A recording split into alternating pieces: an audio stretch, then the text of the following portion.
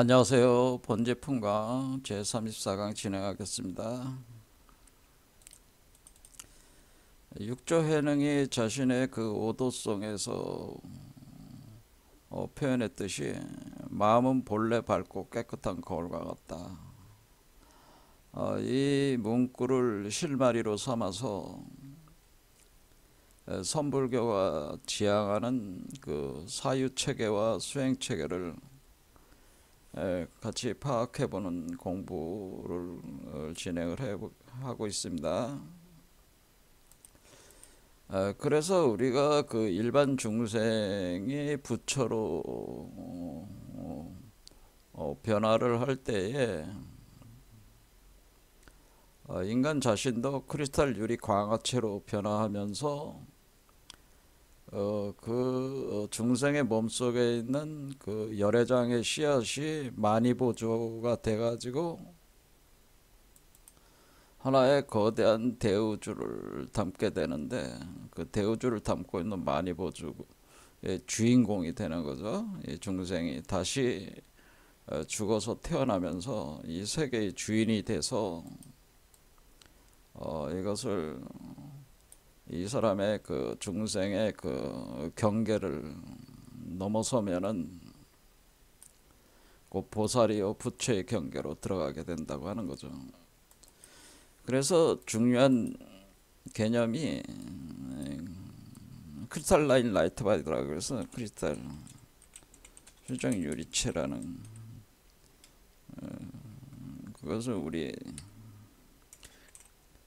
동양의 우리 한국적인 얘기로는 유리 광화체라고 한 거죠. 크리스탈 수정 유리 광화체라는. 그러니까 이 중생이 크리스탈 수정 유리 광이라는 거 빛이 빛나는 몸이다. 이건 이제는 우리 저희 그 조학당과 공울빛 아카데미에서 주장하고 있는 빈몸이라고 하는 겁니다. 바도 라이트 바디라고 하는 거죠. 그래서 이러한 개념은 불가에서는 동방 정유리 세계의 그 약사 유리강 열애불로 표현한다는 거죠.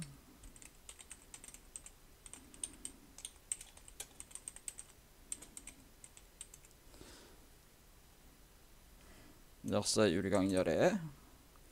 그러니까 중생이 부처가 될 때 일단은 약사 유리강 열애로 전변이 일어난다고 하는 것이 표현한 것이라는 거죠. 그리고 그 핵심은 바로 그 중생의 그 가슴 차크라에서 마니보주가 형성이 되는 마니보주라는 것이 이제 만들어진다는 거죠. 근데 이것이 바로 열애장이라고 하는 거죠. 마니보주라는 게 바로 열애장, 그 불성을 담은 하나의 그 구슬알과 같다는 거죠. 그 대우주, 그러니까 불성이 현재한 구슬알. 그래서 이것은 대우주 세계를 담고 있다 이겁니다. 그래서 마니보주가 형성이 된다고 하는데, 마니보주. 그래서 이걸 부르는 말은 굉장히 많이 다양한데 대표적인 말이 바로 여의주라고 하는데, 여의주. 그래서 여러분들이 마니보주, 이 여의주를 보유를 하고 있으면은, 갖게 되면은 말 그대로 여의, 그러니까 여러분이 원하는 대로 우주 세계를 창조할 수가 있다, 그런 얘기입니다. 그러면서 이제 지난 시간에 본 게 바로 이 마니보주라고 하는 이것이, 이 여의주라고 하는 것이 사실은 눈이라고 하는 거죠. 이것이 결국 바로 눈이다. 바로 눈이다라는. 그래서 이 눈이 우리가 전시안이다. 그러니까 우주 대우주를 관찰하고 있는 눈이 있는데, 이걸 우리가 전시안이라고 하고, 이 눈과 같은 눈으로서 만이보주가 된 눈이 바로 그것이 제3의 눈이다라고 하는 겁니다. 그래서 이렇게 제3의 눈이 여러분의 이마에 들어온다고 하는 거죠. 그래서 이렇게 붙여 그림을 보면은 이렇게 이마에 여기가 이제 아즈나 차크라라고 해서 6번째 차크라, 이렇게 그 이마에 백호강을 바라는 그게 많이 표현이 돼 있는데 이런 식으로 된다고 하는 거죠. 그러니까 중생의 입장으로 볼 때는 눈이 이것이 제3의 눈으로 이마에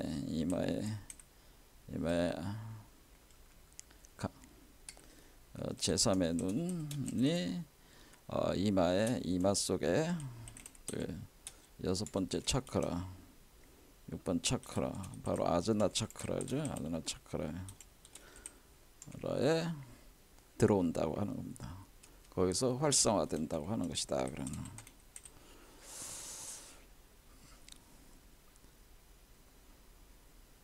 자, 그래서 여기까지 하면서 이제는 결국에는 우리가 석가모니가 자신의 제 10대 제자 중에서 제일 첫 번째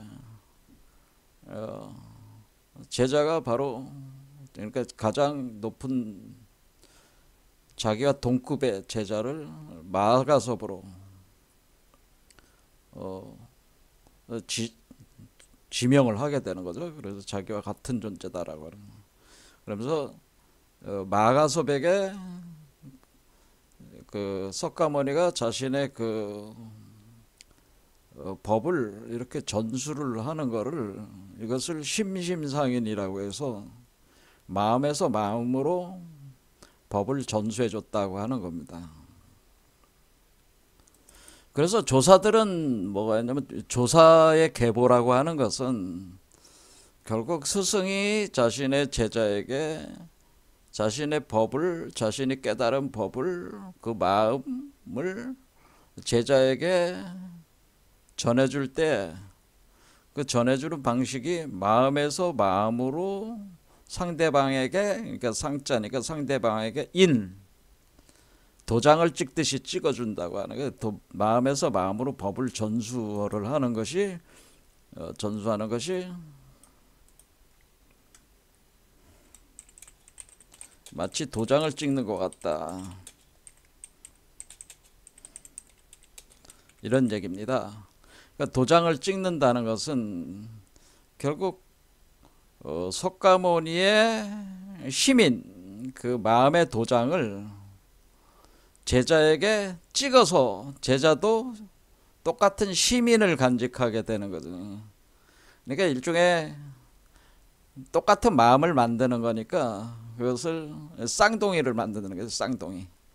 그래서 석가모니가 자신과 똑같은 쌍둥이 마음을 가진 존재를 만든 존재가 바로 마가섭이라고 하는 거예요. 그래서 그것도 우리가 석가모니가 마가섭에게 법을 전수하는 것을 삼처 전심이라고 하는데, 그 삼처 전심에서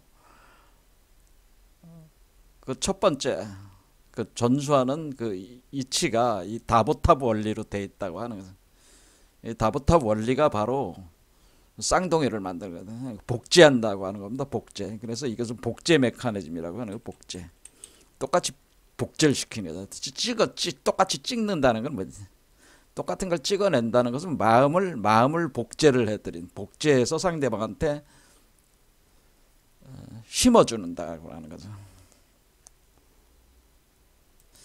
그래서 이렇게 스승이 제자에게는 이렇게 심심상인으로 자기의 마음을, 스승의 마음을 제자의 마음으로 찍어주는 거, 이렇게 법을 전수해 주는 거를 통해서 조사의 계보가, 이것이 조사라고 하는 것이 이제 계보가 형성이 된다고 하는 거죠. 그러니까 조사의 계보가 구축된다고 하는 거죠. 결국 이 조사의 계보라는 것은 스승이 제자에게 계속 이렇게 심심상인으로 찍어주는 거예요. 그러면은 우리가 달마대사가 중국으로 왔을 때 달마대사가 자신의 마음을 해가라는 제2대 조사한테 찍어주는 거죠. 그러니까 찍어주고, 그러면은 달마에서 해가로 가고 찍고, 해가가 승찬에게 찍어주고, 이렇게 찍어주는 거예요, 직접. 그 다음에 승찬이 도신에게 또 찍어줘. 법을 전수하는데 심심상인으로 찍어줘. 복제해 주는 거예요, 그때로. 그럼 달마의 마음이 도신에게 똑같은 복제를 해 나가는 거니까, 똑같은 달마의 마음이 도신의 마음이죠, 결국. 그렇죠. 그래서 오조 홍인에 오고, 홍인에 온 뒤에 해능에게 오게 되는 거죠. 그리고 해능은 이렇게 한 사람씩 오던, 한 사람에게만 찍어주던 것을 여러 사람들에게 찍어준다는 거죠. 그러니까 근데 물론 무조건 찍는다고 해서 찍혀지는 게 아니고요. 여러분들이 도장을 찍었는데 뭐 바탕이 안 좋으면 도장이 안 찍히잖아요. 그런 것처럼 바탕이 되는 사람들한테 찍어주는 건데, 제자들 중에도. 근데 이때 이제 해능의 제자들이, 많은 제자들이 해능의 도장을 잘 받았다는 거예요. 그래서 오가 7종이 번성을 하게 된다는 거죠. 오가 7종. 이렇게 번성을 하게 된다. 번성. 그래서 오가 7종이라고 하는 게, 각 오가 7종의 조사들이 마치 가지가 이렇게 쳐나가듯이, 하나의 나무에서 여러 가지가 나가듯이 그런 식으로 번영을 하게 된다라고 하는. 그래서 해능이 굉장히 중요하죠. 왜냐하면 이게 한 사람에게만 전수를 대던 것이 순식간에 많은 사람들에게 전수가 되기 시작하면서 일종의 그 번영을 하게 되는 거죠. 이때가 당말 송초, 당나라와 송나라 사이에 이러한 그 선불교가 번창을 하게 된다라고 하는. 자, 그래서 그러면은 첫 번째 석가모니가 누구에게 찍어줬다? 마가섭에게 심심상인 복제해줬어. 마음을 딱 찍어줘서 쌍둥이를 만들어줬다라고 하는 겁니다. 쌍둥이 마음을 만들었다. 그럼 마가섭이 그걸 받아들였으니까 석가모니와 마가섭은 쌍둥이죠. 똑같은 거야, 사실은.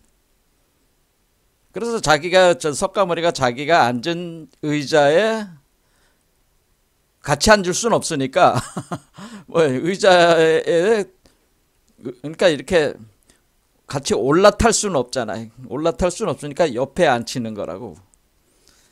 그게 첫 번째, 삼처전심 중에 첫 번째였어요. 그러니까 자기와 같은 거다. 나의 쌍둥이다라는 뜻이. 일즉다라고 해가지고, 일즉다. 그러니까 내가 여러 명에게 찍혀 들어가는 거, 이치다. 이렇게 찍어주는 심심상이라는 메커니즘이다라는 걸 표현해 준 거란.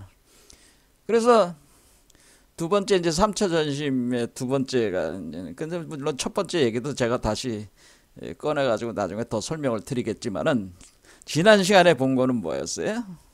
석가모니가 마가섭에게 심심상인으로 찍어줄 때 뭘 찍었냐라는 거에 대해서 나온 게 지난 시간에 강조였다라고 하는 거죠. 그래서 그것이 염화미소라고 하는 그 염화미소 또는 염화시중이라고 해가지고,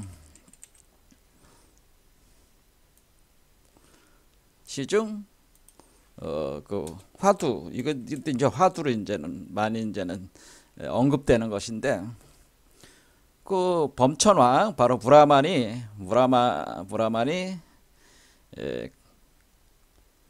석가모니에게 그 바라화를 바쳤어요. 바라화를 바쳤다. 자, 바라화를 바쳤다. 여기가 굉장히 중요한 겁니다. 이 얘기도 그냥 바친 게 아니에요. 얘기 구성이. 근데 그때 석가모니는 영취산에서 대중들에게 설법을 한다라고 하는 겁니다. 근데 왜 영취산이라고 하는 거냐? 영취산은 뭐예요? 신령스러운 취자가 어떤 취자냐면 독수리라는 뜻이에요. 독수리. 그래서 영취산의 취자는 독수리 취다. 그래서 독수리, 신령스러운 독수리가 있는 산이라는 뜻이죠. 그러니까 신령스러운 독수리가 있는 산. 그러니까 신령스러운 독수리가 거하고 있는, 그 머물고 있는 산이다라고 그러는. 그러면은 제가 독수리는 이 우주목으로 보면은 이 우주목을 뭐라 그랬어요? 우주목을 석가모니의 우주목은 보리수라 그러죠. 보리수인데 이 보리수가 원래는 이 보리수의 이름이 필발라수라고 그랬죠. 필발라수. 그러니까 필발라수가 그러니까 석가모니가 뿐만 아니라 모든 부처가 그 득도를 하게 되는 그 성불하게 되는 그 우주목 상태가 있는데 그 우주목을 가리켜서 필발라수라고 하는 거예요. 근데 석가모니는 이 필발라수를 석가모니 경우에는 보리수로 표현을 해준 거고, 가령 미륵불인 경우에는 이 필발라수를 뭐라고 했냐면 용화수라고 하는 거예요. 이렇게. 그러니까 그 부처에 따라 가지고 이름만 다르게 부를 뿐이지 사실은 필발라수라고 하는 것이 보편적으로 쓰는 원래 말이다라고 하는 거죠. 이게 필발라수라는 게 필발라수. 이 필발라수에서 득도를 했는데 이게 이제 석가모니에게서는 보리수가 되는 거였죠. 그러면 이게 필발라수잖아요. 그러면은 지금 영취산에서 지금 그 설교를 한다는 것은 법문을 편다고 하는 것은 지금 제가 늘상 얘기했듯이 이 아래쪽은 용뱀이 지배를 하는 곳이고 이 위쪽은 봉황, 새가 지배하는 곳이다. 이 우주목으로 보면은. 그러니까 이 가운데 이 심장 차크를 기준으로 아래쪽으로는 용뱀이 지배하는 곳이다. 지하 세계가 되는 거죠. 그 다음에 지상의 하늘의 세계는 새가 있기 때문에 독수리는 어디 있겠어요? 독수리는 요 나무에 집을 짓고 살린단 말이에요. 나무에. 그래서 그러니까 이 영취산이라고 하는 것은 뭐냐면은 필발라수라는 나무에 집을 짓고 거기에 그 나무 꼭대기에 가지 쪽에 요 산이 있잖아요. 지금 요 산이 올라와 있잖아요. 요 산에 요게 바로 영취산이라는 거야. 이해가 되십니까? 요게 영취산. 모양이 삼각형은 뭐예요? 산 모양이잖아. 산 모양. 이게 영취산이야. 그러면 이게 영취산이고 요게 필발라수야. 그러면은 여기서 영취산에서 그 설법을 했다는 것은 석가모니가 지금 여기서 머물면서 제 6번째 차크라 정도의 단계에 머물면서 대중들에게 이제 법을 펼치는 거죠. 근데 이 6번째 단계에 있는 여기 산은 이 지금 중생의 세계, 욕계의 세계의 그 맨 최상위에 도달한 곳이란 말이에요. 여기가. 그래서 독수리 이게 이렇게 되는 거죠. 독수리가. 그다음에 또 우리가 여기서 알 수 있는 거는 브라만이 뭐를 바쳤냐면 바라화를 바쳤다라고 하는 거. 바라화. 그러면 브라만인 범천왕이 브라만이 바라화라는 걸 바쳤는데 바라화 꽃을 바쳤는데 바라라는 꽃을 바친다는 바라.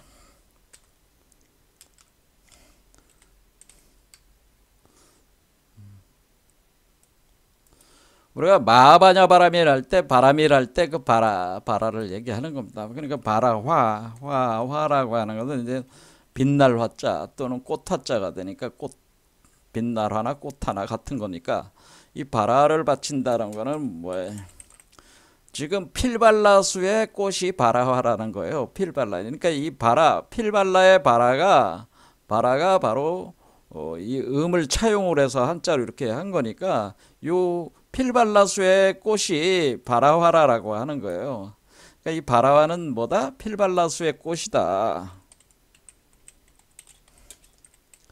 그러니까 꽃을 바쳤다는 얘기는 뭡니까? 지금 꽃이 피는 시절이다 그런 얘기입니다. 꽃이 피는 시절이다. 꽃이 피는 시절은 봄이다 그런 뜻이에요. 봄. 근데 왜 필발라라고 앞에 필자를 붙였냐? 여기도 이유가 있습니다. 하지만 여기까지 하면 한도 끝도 없으니까 요그 정도만 하겠습니다. 그러니까 우리가 브라만이 뭘 바쳤냐면 이 바라와 이 필발라수에 피는 꽃인 바라화를 요 산에 있는 산의 단계에서 지금 머물러서 설법을 하고 있는 석가모니에게 바치는 거죠. 그러면 이 욕계에 있는 모든 존재들이 이 아래쪽에 있는 존재들이니까 수준이 모여 있는 건데 여기서 준 거란 말이야. 필발라수 바치니까 여기 꽃이 피는 시절에 꽃을, 그러니까 여기 나무에 꽃을 꺾어 가지고 준 거다. 그렇게 의미를 준 겁니다. 그러니까 이게 실제로 그런 설법이 있었습니까? 설화일 가능성이 높죠. 하나의 이야기를 구성한 거야. 그렇게 그런 얘기입니다. 제 말씀은. 그러니까 이 여마미소 이 얘기는 사실은 위서라는 얘기를 하는 거예요. 위서. 그러니까 진짜 있었던 일이 아니고 하나의 그 석가모니가 마하가섭에게 제1대 조사를, 선불교의 제1대 조사가 되는 마하가섭에게 법을 전수하는 것을 이 여마시중 여마미소라고 하는 화두로 구성을 해서 이렇게 할 수 있게끔 그 이야기가 구성이 된 거다. 이것이 상징과 비유 체계로 이렇게 어떤 이야기들로 구성을 해가지고 그것을 알 수 있는 사람들만 이걸 알 수가 있는 거예요. 그러니까 저 같은 경우는 이게 필발라수고 이 필발라수가 바로 유리나무라고 그랬죠. 유리수정나무니까 이게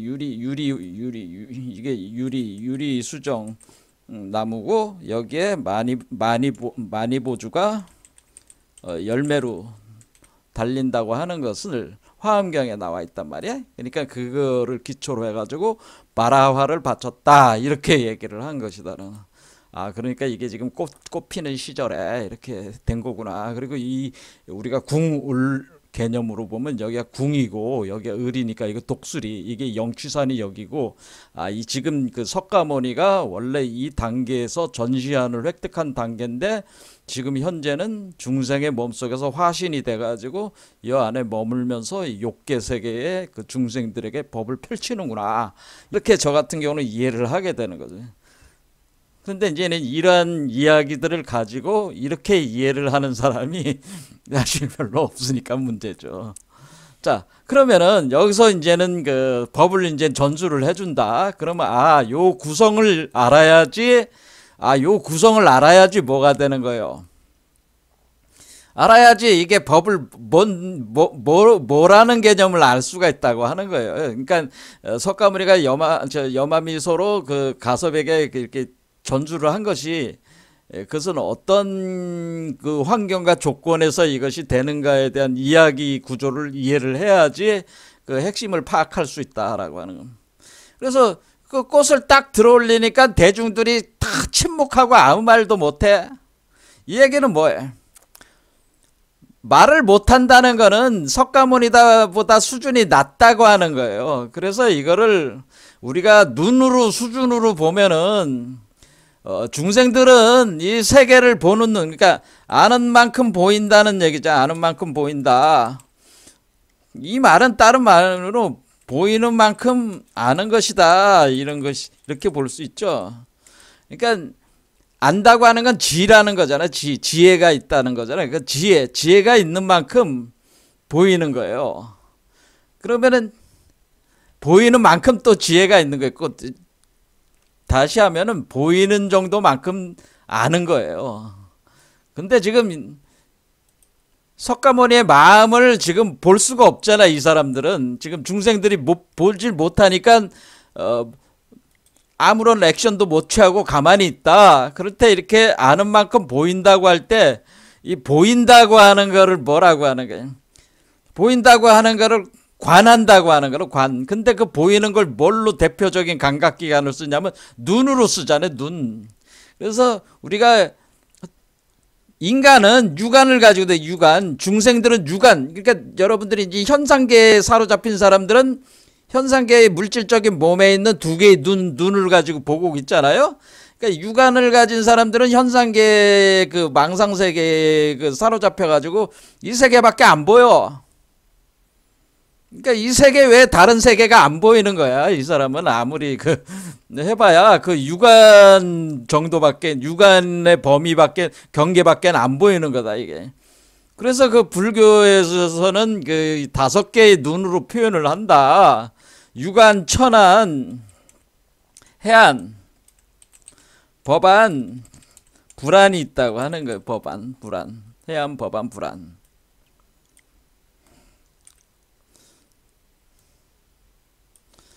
그러니까 우리가 육안이 있는 사람은, 육안에 사로잡힌 사람은, 이 현상계에 사로잡힌 사람은 육안밖에 없는 거야. 없다기보다는 이 천안이 활성화가 안 된 거지. 그러니까 천계.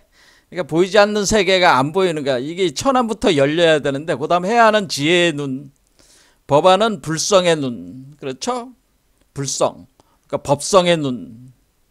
요게 이제 비로자나불의 눈이란 말이에요, 이게. 그 다음에 불안은 최종적으로 도달했을 때 그 단계에 부처의 눈이란 말이에요. 자, 그러면은 우리가 이게 눈의 수준으로 보는 거구나. 이렇게 눈의 수준. 그러니까 지금 지금 그 다음에 그 석가모니가 마가섭에게 하는 얘기에서 이제 우리는 여기서 알 수가 있는 거죠. 마가섭이 이렇게 그 석가모니가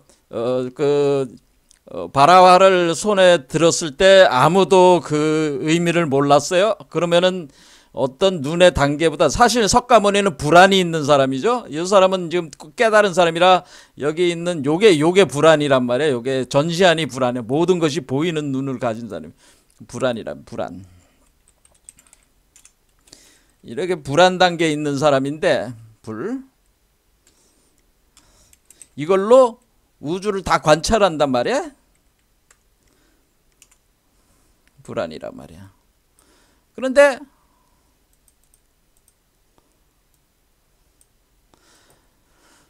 그런데 이제는, 그러니까 이 불안 단계에 있는데 지금 어디로 와 있냐면은 욕계로 내려와서 이 눈으로 보고 있단 말이에요. 그러니까 지금 전시안을 가진 사람인데 사실은 제3의 눈을 발동시켜서, 이게 욕계로 들어와서 발동시킬 때, 이 불안을 욕계 눈으로 발동시킬 때 요 눈을 뭐라고 그랬냐면 법안이라고 했다고 하는 거예요. 법안. 그러니까 요 영취산에 영취산에 발동하고 있는 눈은 법안이다라고 하는 거죠. 법안. 법성의 눈을 가지고 있다, 그런 얘기입니다. 법안. 그 다음 단계에서 그걸 알 수가 있다고 하는 거예요. 그러니까 우리가 그러면은 그 지금 가섭이 빙글에 웃었잖아요. 그러니까 안다는 거죠. 안다는 건 뭐예요? 마음을 안다는 거잖아요.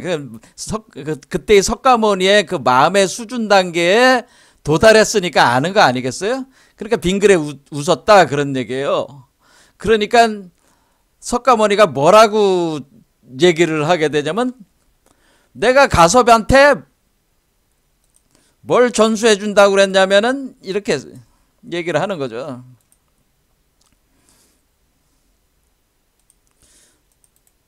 이게 이제는 첫 번째 이제 법이 전수가 되는 과정이, 첫 번째 조사, 제1대 조사인 마가섭에게 내게 정법안장이 있다라고 해서 정법안 해서 법안이 있다고 얘기를 했잖아요. 정법안이라고 해서 앞에 정자를 붙여가지고 바른 법안이 있다.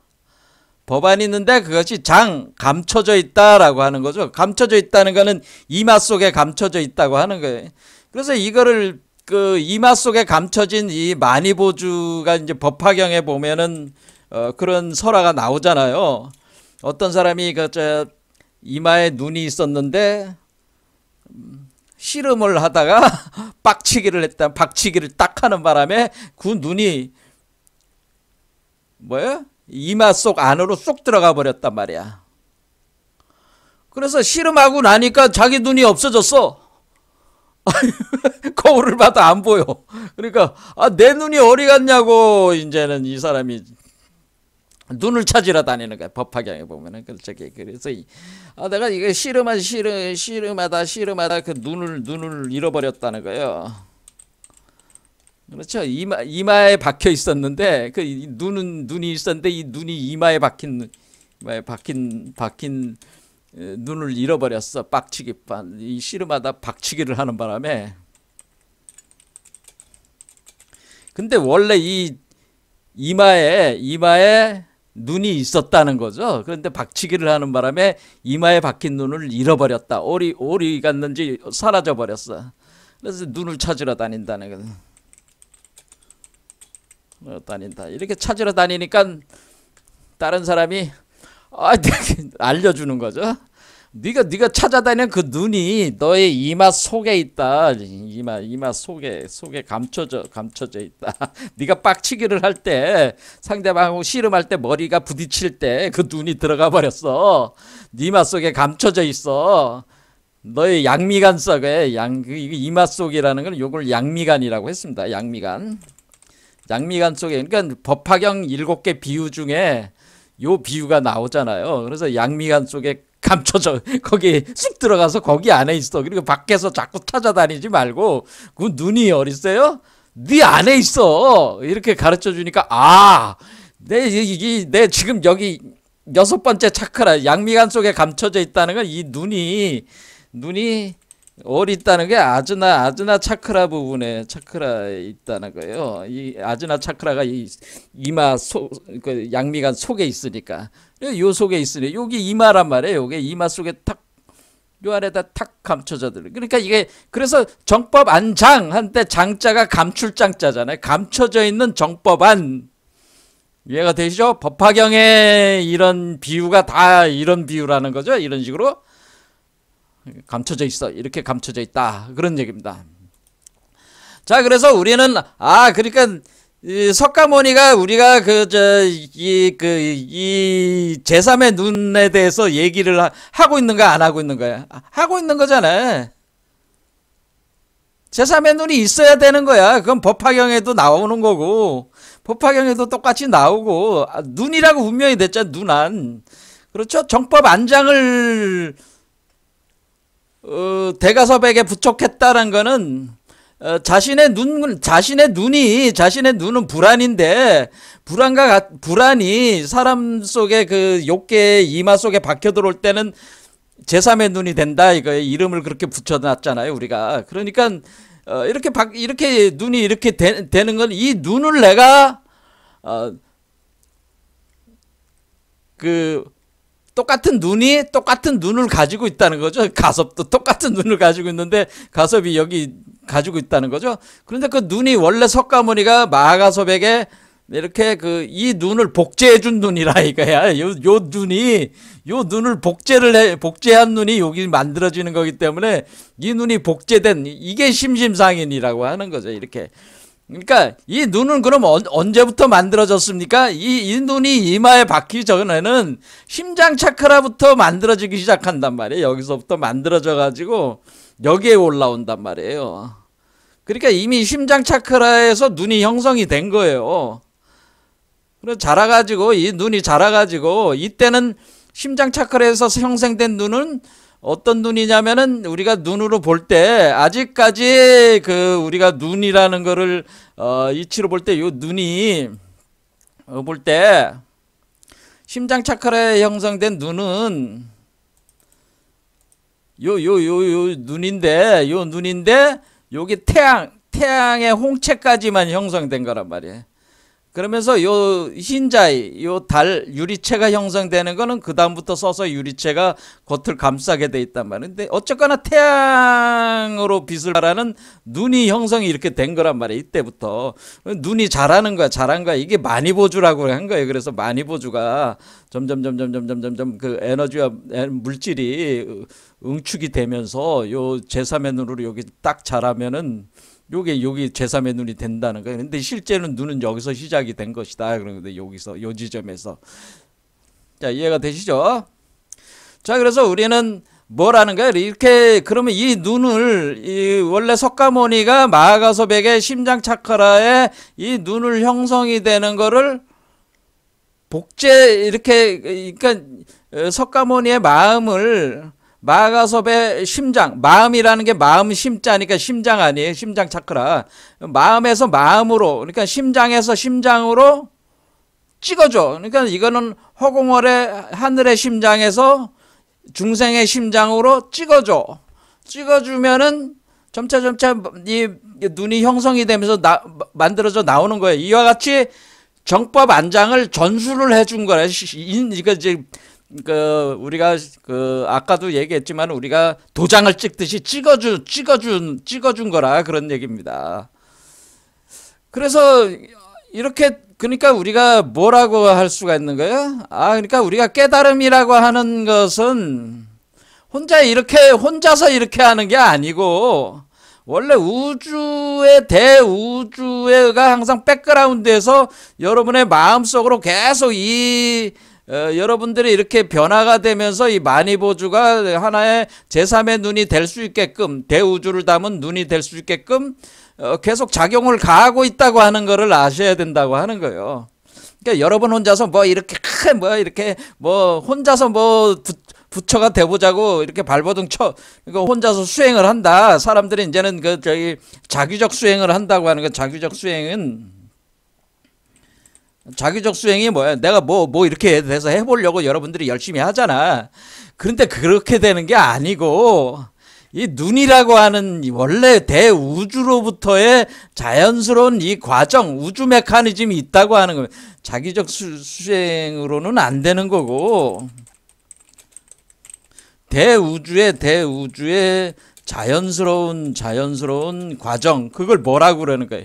그것은 무의의 과정이라 무의이화라고 그랬습니다. 무의이화의 과정, 무의이화를 통해서 성불을 하는 것이다. 그런 얘기입니다. 저는 무의이화를 통해서 성불을 하는 것이 자기적으로 되는 게 아니라 여러분들의 백그라운드에서 항상 돌고 있는 프로그램이 있는데 그 프로그램을 수용하면 된다. 그런 얘기. 그럼 그 프로그램이 자동적으로 여러분 자신을 요 존재가 또 여러분 자신이기도 하기 때문에 그 흐름 자체를 자연스럽게 타고 가면은 눈이 만들어진다. 그런 얘기입니다. 그래야지 성불을 하는 것이지 무의화로 잘 되는 거를 여러분들이 자기적으로 자꾸 개입을 해가지고 하게 되면은 오히려 여러분들이 그걸 뭐라고 표현할 때 주와 임마한다는 거예요. 무의화 과정을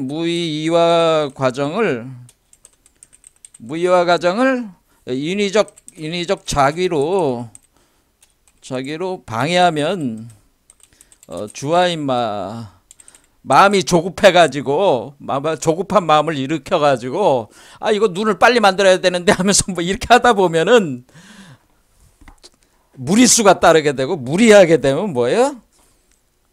자연스러운 흐름을 거슬르게 되는 거죠. 거슬러 가지고 여러분들이 정신병에 걸리기도 하고 몸에 상기증이 일어나기도 하고 몸의 병으로도 나타나기도 하고 이렇게 나타난단 말이에요. 그러니까 제가 수행하는데 제가 제일 중요하게 보는 거는 무의이화를 해야 되는데 무의이화를 하려면은 욕심을 버리라는 얘기입니다. 욕심을 버리는 것부터 해야 돼요, 사실은. 자, 어쨌든 간에 이렇게 해가지고 우리가 정법 안장이라는 게 그러니까 이렇게 제3의 눈이 여기에 이렇게 나와야지 이게 되는 거구나. 그래야지 조사라고 할 수가 있는 거구나. 이런 걸 알았어요. 그러니까 우리가 제1대 조사 여기서 그러니까 결국 뭡니까? 제1대 조사가 마하가섭인데 마하가섭은 뭐란 거예요? 정법 안장을 부촉받았으니까 마하가섭은 제3의 눈이 활성화가 됐겠어요? 안 됐겠어요? 제3의 눈이 활성화되어 있겠죠. 마하가섭은. 그렇죠. 보는 눈이 제3의 눈이 법안이 열렸겠지. 제3의 눈을 법안이라고 하면 법안이 열렸다라고 하는 겁니다. 근데 법안이 안 열린 사람은 볼 수가 없다는 거예요. 근데 이 법안은 사실 뭐예요? 석가모니의 법안과 마가섭의 법안은 똑같은 법안이야. 왜? 도장을 찍듯이 찍은 거기 때문에. 이렇게 인쇄하는 이런 개념이 있다고 하는 거예요. 이렇게 복제하는 개념이 있다라고 하는 거예요. 그러면은 지금 당대 나름대로 그 조사라고 하는 사람들이 자기가 뭐 했다고 하는 사람들이 이 제3의 눈이 여러분들의 그런 사람들의 그래서 활성화가 돼 있지 않다면은 그 사람은 심심상인이 안 된 사람이기 때문에 뭐가 되냐면은 자기는 견성을 했다, 확철대오했다고 떠들어대지만은 다 그거는 사기꾼의 말밖에는 안 된다고 하는 거예요. 그거는 다 구라다, 구라. 그러니까 그런 사람들은 그 한마디로 사람들을 속이는 것이다, 그런 것입니다. 자, 자기 타인을 속이지 않는 것이 되려면은 자기가 무릇 조사라고 할 정도가 되려면은 제3의 눈이 활성화가 된 사람만이 자기가 견성을 했다는 말을 할 수 있다고 저는 봅니다. 그래서 감히 견성했다고 얘기를 해서는 안 된다는 겁니다. 무슨 말인지 아시겠죠? 그러니까 쉬운 얘기가 아니라는 거예요, 견성이란. 근데 제가 볼 때는 견성을 했다고 떠들어대는 인간들이 많은데, 지금 뭐 수행자들 중에, 그건 제가 볼 때는 엄연히 증거가 있는데, 제가 보는 증명의 입장에서는 그것은 증명이 되는 수준으로 볼 때는 아직 제가 생각하는 수준에 못 미치는 사람들이야, 다. 없어. 그런 얘기를 하는 겁니다. 자, 그래서 어쨌거나 마가섭은 그러니까 법안을 열었다는 거죠. 법안이 열렸는데, 그 다음에 열반묘심이라는 게 있다. 열반묘심은, 그런데 정법 안장만 얻은 게 아니라 열반묘심이 있으니, 이런 얘기는 열반묘심은 이때는 유여열반과 무여열반이 있는데, 이때는 무여열반을 얘기를 한 겁니다. 이때는. 그러니까 왜냐면 정법 안장이 일어난 뒤에 불안이 열려야 되잖아요. 그러니까 불안 단계에 들어가면은 이때는 열반 단계, 대열반이 불안 단계다라고 하면 대열반이. 열반 묘심은 대열반에서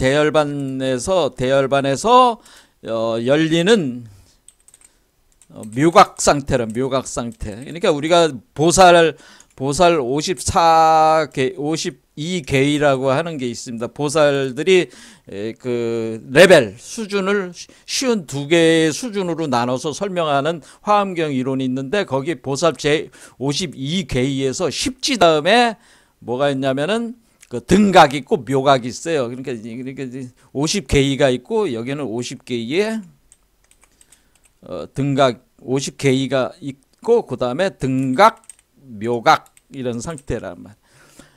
자, 등각이라는 것은 완전히 부처와 하나가 딱 됐을 때 그 같은 등급에 와 있다라고 하는 것이고, 그 다음에 묘각이라는 것은 등각 상태에서 다시 어떤 마법적 능력을, 그러니까 이게 묘라고 하는 거는 뭐냐, 여기서 묘각이라는 묘라고 하는 이 묘자는요, 묘한사라는 의미, 묘한사. 그러니까 묘각이라고 하는 것은, 그럼 묘각이 뭡니까? 이렇게 물으면은 저한테 묘각이 뭡니까? 그러면 묘각이라 한마디로 묘한 세계. 그럼 묘자가 기묘한 세계. 우리가 기묘한 세계라고 해. 기묘한 묘각. 우리가 기묘한 세계.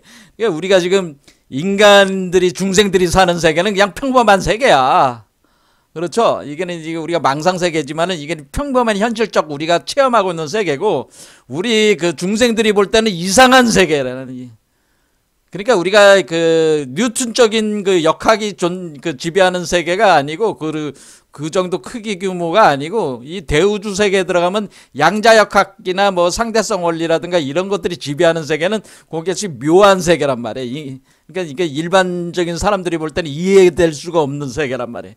근데 그 묘각 세계를 그러면 굳이 왜 묘각이라고 하냐면, 묘각은 묘환사라고, 묘환사. 묘환사가 되는 세계인데, 묘환이라는 건 환상. 묘환사. 묘한사라는 거. 자, 그럼 묘한사가 뭡니까? 그러면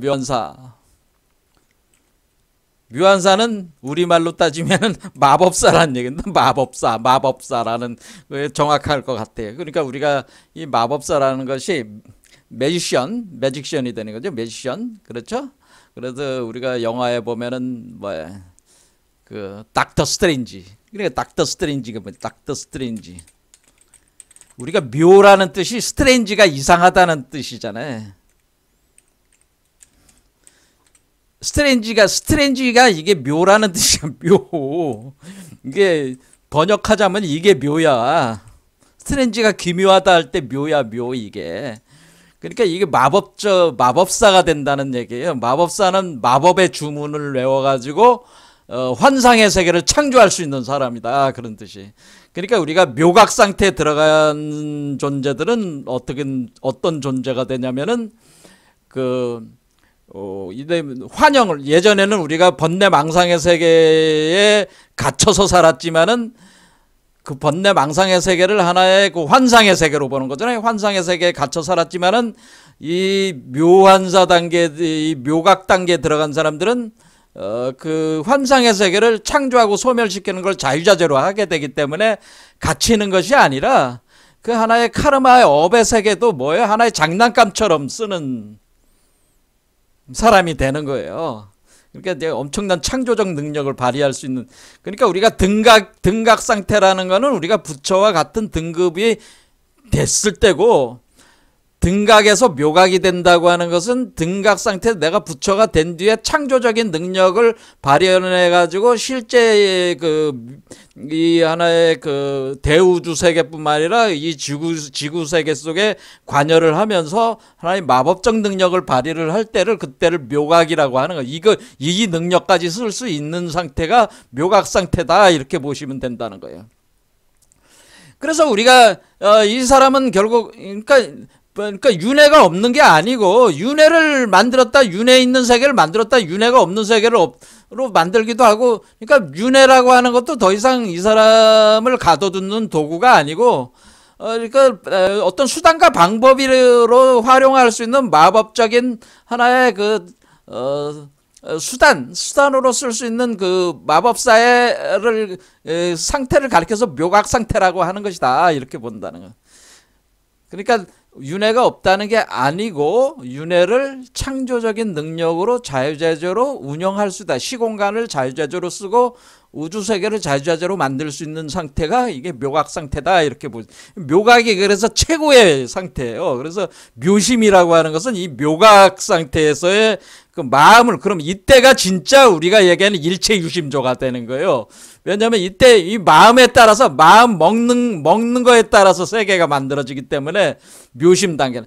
근데 이때는 열반 묘심, 그 대열반에 들어갔을 때, 그러니까 이게 일반 유여열반이 아니라 무여열반 상태, 대열반에서 이때는 무여열반에서 무여열반 상태를 들어갔을 때부터 거기부터 우리가 이렇게 적조에서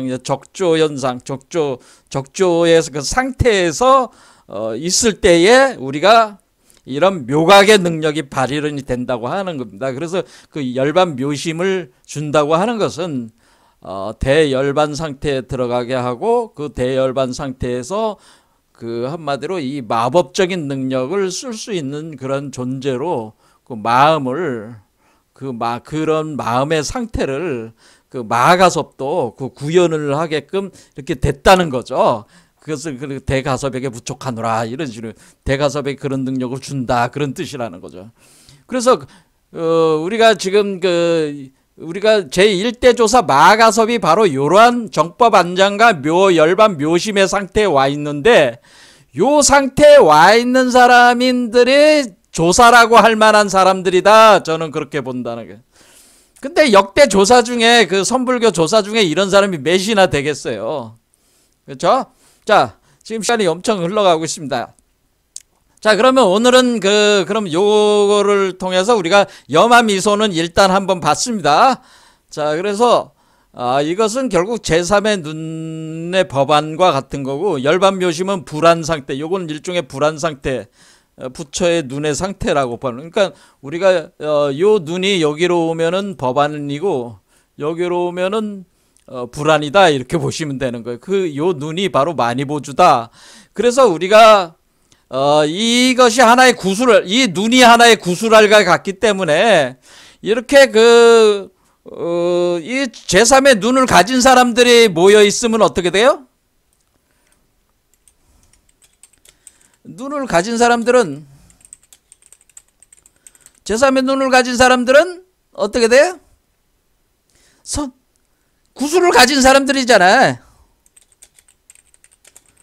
미간에 구술들을 가지고 있잖아. 구술들을 가진 사람이야. 그러면은 제3의 눈을 가진 사람들은 뭐예요? 그 눈을 가지고 서로가 서로를 비춰볼 수 있죠. 서로를 비출 수 있다는 거예요. 서로가 서로를 비출 수가, 서로가 서로를 비출 수가 있는 거겠죠. 요런 상태를 뭐라 그래요? 이것을 제망차례라고 하는 거죠. 이 제망차례 또는 인드라망을 구성했다라고. 자, 인드라망이라는 것은 이제 이해가 돼요. 제망차례라고 하는 것은, 인드라망이라고 하는 것은 마치 우리가 제3의 눈을 가진 사람들이 뭐 100명이 모였다 그러면은 100명이 서로가 서로를 비춰보니까 일종의 망을 구성하는 거와, 망이 구성된 거와 같잖아요. 그렇죠. 구술알이 뭐야? 그물코. 그러니까 우리로 따지면은 우리가 이제는 요런 상태가 되는, 요런 그물망이 이렇게 있어가지고 그물망에 요렇게, 예? 요런 구술알들이 이렇게 있는 것과 같이 돼가지고 서로가 서로를 그물을 이렇게 구성을 하게 된다는 거예요. 이 장을 구성한다. 우주의 장을 구성하게 된다. 그런 얘기입니다. 이거를 가리켜서 우리가 이제는 그 화엄경에 이것을 제망차례라고 하는 것이고 인드라망이라고 하는 것입니다. 자, 그래서 서로가 서로를 이렇게 비출 수가 있는 상태가 되는 거죠. 그런데 이렇게 비추는 것이 밖으로 비추는 거잖아요. 지금 밖을 보는 거잖아요. 이 우리가 관찰한다는 건 지금 밖을 관찰하는 걸로 돼 있는데, 우리가 수행의 핵심은 밖을 관찰하는 게 아니고 안을 관찰하는 것에서 시작을 하는 거예요. 그러니까 밖을 관찰하는 게 아니라 안을 관찰. 그러니까 여러분의 그러니까 구술의 밖을 관찰하는 게 아니라, 여러분도 하나의 그 크리스탈 유리 광화체가 되면 하나의 거대한 구술과 같아요. 이것도. 그렇죠. 구술과 같겠죠. 전체 요것도, 요 중생모의 몸도 전체로 구술처럼 되는 거나 같은 개념이야. 그런데 이렇게 밖을 관찰하는 게 아니고 안을 관찰하는 그 개념이 돼야 된다고 하는 거야. 안을 관찰하는데. 근데 이 구술알이, 우리 중생은 진흙으로 만든 구술이고요. 요 구술은 크리스탈로 만든 구술이다. 그런 얘기입니다. 그러니까 구술은 같은 구술인데, 그러니까 구술이라는 거는 동그랗다. 그러니까 우주 자체가 원형 구조라를, 그러니까 구체라는 게 구체. 그러니까 우리가 공 같은 구체처럼 돼 있다. 그런 얘기입니다. 자, 그런 걸 이제 표현을 한 겁니다. 그래서 우리가 구술알이라고 하는 것은, 구술은 구체.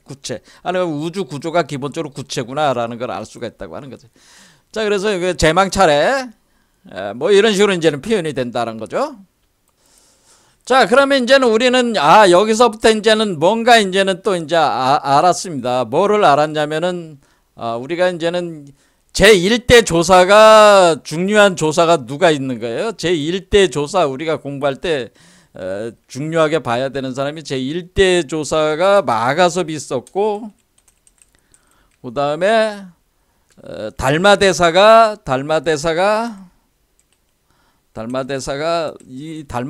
뭐였어요? 제28대 조사인데, 제28대 조사. 근데 이 사람이 달마대사인데, 달마대사가 중국 1대 조사가 되는 거예요.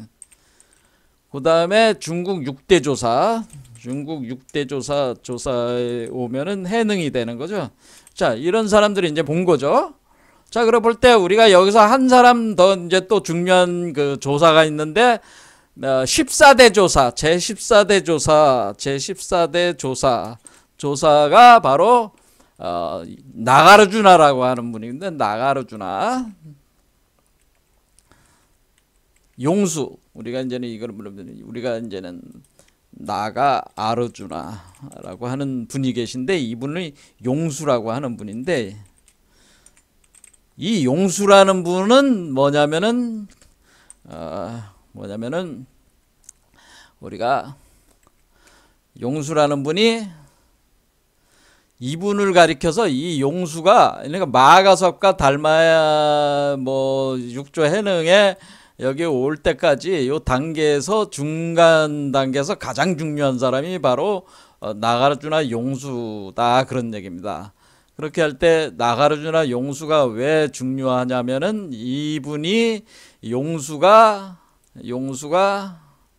이 용수라는 분은 바로 대승불교의 아버지다라고 합니다. 그러니까 이 대승불교의 아버지라는 거는 대승불교가 이분으로부터 시작이 된 거다. 그러니까 그 전에 그 불교를 우리가 남방불교로서 소승불교라고 보통 대승불교 쪽에서 얘기를 하는 거고, 대승불교의 그 모든 사유체계와 수행체계들은 용수, 나가르주나로부터 시작이 되는 것이다, 이렇게 보면. 그러면 대승불교의 아버지면서 제2의 석가모니다. 석가모니는 거죠. 석가모니로 추앙을 받은 사람이다. 그러면서 이분이 바로 뭐냐면은 바로 중국 8대 종의 조사다라는 거, 조사. 그러니까 우리가 중국의 8대 종이라고 하는 것은, 우리가 아까 우리가 법화경에 기초한 게 그 사람들이 천태종이라, 천태종, 화엄종, 진원종, 그 다음에 지금은 선종, 이렇게 하듯이 하나의 거대한 종파들이 있었잖아요. 지금 중국에서 그 종파들이 생성이 돼가지고 지금 이제 다양하게 이제 발전해 왔는데, 지금 가장 막강한 힘을 발휘했던 데가 이제는 선종이 되는 거잖아요. 그래서 선불교를 지금 우리가 공부를 하고 있는 거 아니겠습니까? 그런데 어쩌거나 중국에서 이뤄진 거의 모든 종파의 시조, 우두머리가 용수예요, 용수. 우리가 밀교도 따져보면 용수가 제1대 조사라고 봐야 돼요. 왜냐하면 밀교에서 나가르주나 유파에서 용수 철학을 적극적으로 수용해서 밀교와 결합을 해가지고 이쪽 힌두 밀교 체계하고 결합해가지고 우리가 티벳 밀교를 발전시킨 거기 때문에 이 용수가 굉장히 중요하다는 거죠. 그러면 이 용수라는 분이 굉장히 중요한데, 이분의 철학을 우리가 이분을 공부를 많이 해야 돼요. 근데 이분이 쓴 책이 크게 이제는 남긴 책이 용수가, 그러니까 요게 이제 용수란 말이에요. 요게 용수다. 용수인데, 용수가 중론과 그다음에 대지도론이라는 거를 쓰게 되는데, 우리가 중론에 기초한 학문을, 용수로부터 시작된 학문을, 불교 학문을 중간사상이라고 한다. 중간사상. 그러니까 여기서 중간학파, 마드야 미카, 중간파 할 때 여기서 뭐가 있습니까? 관자가 있잖아요. 중간파 할 때 중관이라는 게 뭡니까? 중간, 중에 관, 본다, 중간. 그럼 중관이라고 하는 것이 이게 눈이라는 뜻이야. 그렇죠? 하늘의 중심에 눈, 중생의 중심에 이게 눈이 된다고 그랬죠? 눈. 이렇게 중심에 있는 눈이 있어서 관찰한다는 개념이잖아요. 그래서 우리는 중간파는 사실 따져보면 이 눈에 관련된 그래서 이게 유명한 얘기가 눈이 눈을 볼 수 없고 손이 손을 잡을 수 없다, 그런 얘기가 이제 중론에 나오는데, 눈을 사실은 이 눈에 대한 학문이라는 거야. 사실 중간파가 어렵게 생각할 게 아니고, 얘가 되겠어요. 중간이라는 게 핵심적인 사유책의 핵심 중 핵심이라는 게, 그러니까 결국 눈에 관련된 거래. 그러니까 우리가 정법 안장 눈을 전수했듯이 눈이 계속 나가는 분한테 눈이 전수가 되어 온 거죠, 이렇게. 자, 지금 시간 많이 흘러서 다음 시간에 또 하도록 하겠습니다. 오늘 여기까지 하겠습니다.